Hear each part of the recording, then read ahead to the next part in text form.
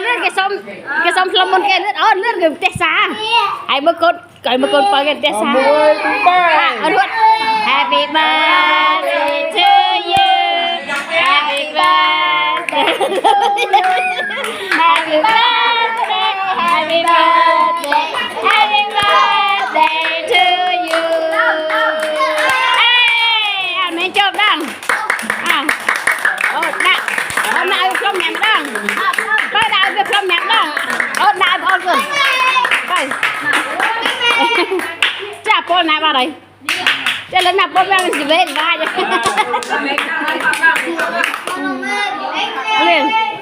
lên pol lên biết nè Happy birthday to Happy birthday Pet lên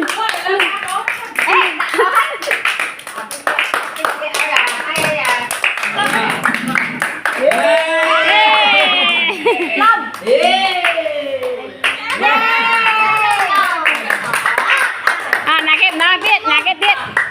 anh hay vậy anh hay này là cô lươn mấy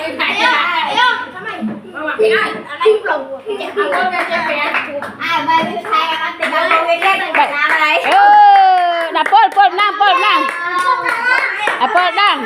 pol hai này mình chờ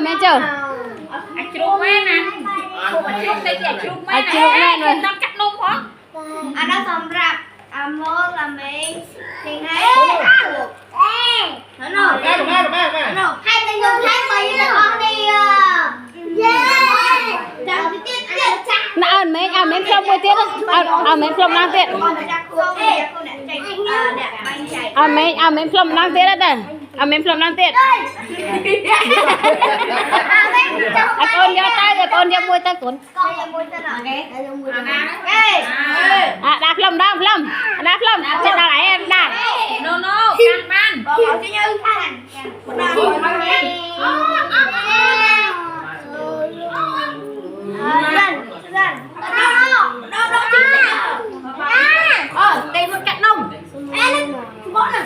cô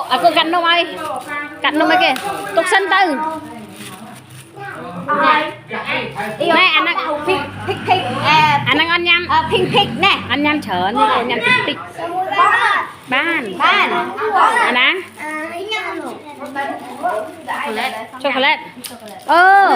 dành hay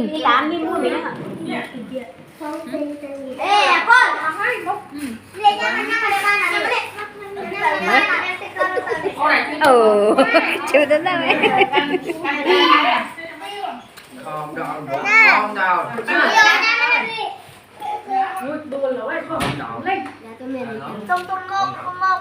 bật vẹ toàn ăn sân bật vẹ xong tè đai muôi